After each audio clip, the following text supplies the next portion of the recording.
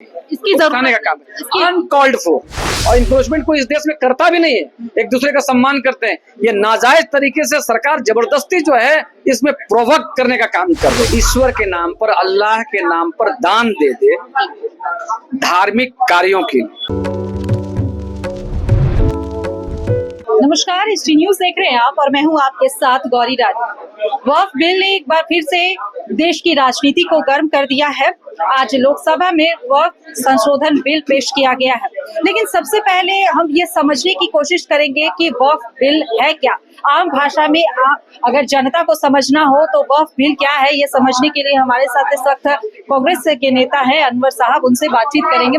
अनवर जी, सबसे पहला सवाल यही रहेगा कि वक्फ बिल को लेकर जिस तरीके से चर्चाएं हो रही है, जो राजनीति चर्चाएं हो रही है वो तो हो ही रही है, लेकिन आम पब्लिक भी ये समझना चाहेगा कि वक्फ बिल क्या है और उससे मुसलमानों को क्या नुकसान हो रहा है। क्योंकि जिस तरीके से अभी भी प्रेस कॉन्फ्रेंस हुआ और उसमें संतुष्टि शायद आप लोग यह दिखाने की कोशिश कर रहे हैं कि वक्फ बिल जो है इससे मुसलमानों को नुकसान होगा। तो सबसे पहले यही समझना चाहेंगे कि वक्फ बिल क्या है। बहुत सामान्य बात, पहली बात है कि वक्फ प्रॉपर्टी क्या है। वक्फ प्रॉपर्टी वही है जी, जो अंडरस्टैंडिंग है कि कोई भी मुसलमान अपनी प्रॉपर्टी, अपना एसेट ईश्वर के नाम पर, अल्लाह के नाम पर दान दे दे धार्मिक कार्यों की, वो प्रॉपर्टी जो है वक्फ कहलाती है। स्वतंत्रता प्राप्ति से पहले जो है इसको मैनेज करने के लिए वक्फ के कई का वक्फ काउंसिल, वक्फ बोर्ड इस तरह बनाया गया। स्वतंत्रता प्राप्ति के बाद में राष्ट्रीय स्तर पर वो वक्फ बोर्ड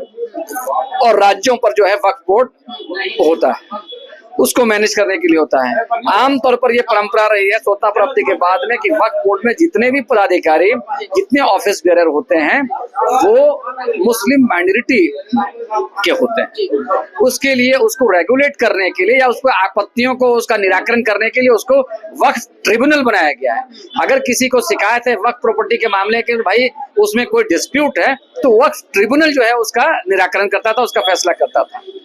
अब भारत सरकार ने क्या किया है कि हमारा ये मानना है कि 2014 के बाद में एक तरह से कुत्सित एजेंडे के तहत ये भारतीय जनता पार्टी के नेतृत्व वाली सरकार काम कर रही है और लगातार ये दुर्भावना फैलाने का काम कर रही है, लगातार ये षड्यंत्र कर रही है, लगातार ये माइनॉरिटीज को टारगेट कर रही है।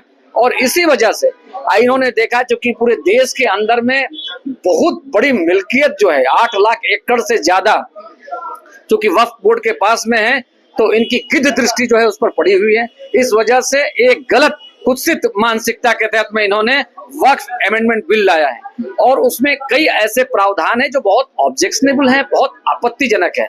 जिस प्रकार से जिलों में डीएम को असीमित अधिकार दे दिया गया है सर्वे का और ये डिसाइड करने का कि ये प्रॉपर्टी किसकी है, ये बहुत आपत्तिजनक है।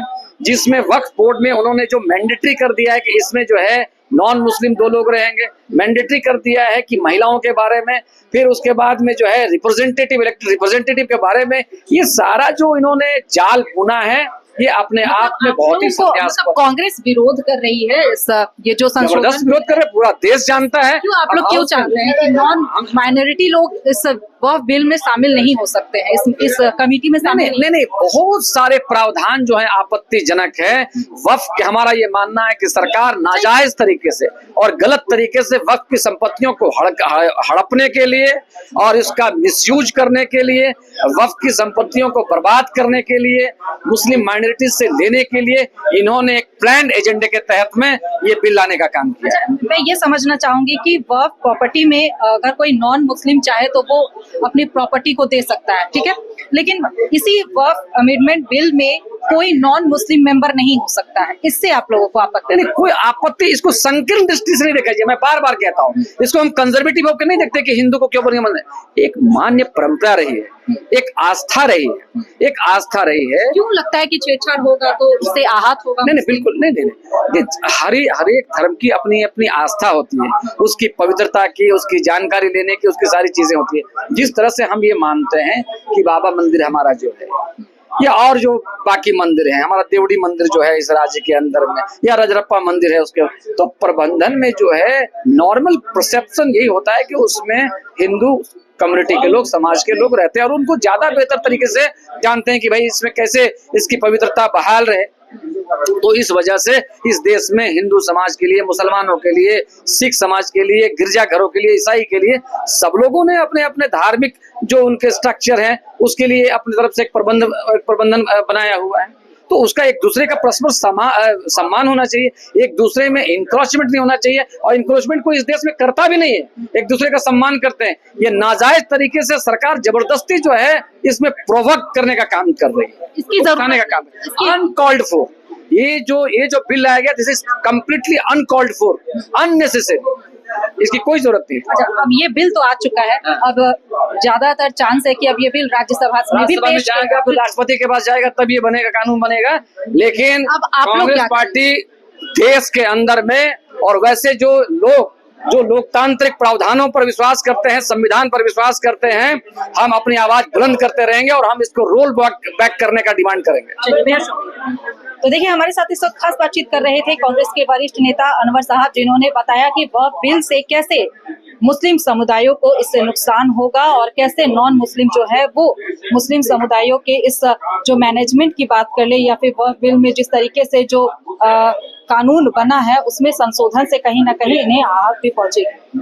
तो एक तरफ लोकसभा में वक्फ संशोधन बिल पेश कर दिया गया है, तो दूसरी तरफ वक्फ संशोधन बिल से क्या नुकसान होना है मुस्लिम समुदायों को, इस पर खास बातचीत कर रहे थे कांग्रेस के वरिष्ठ नेता अनवर साहब। फिलहाल इस खबर में इतना ही, मुझे दीजिए इजाजत, नमस्कार।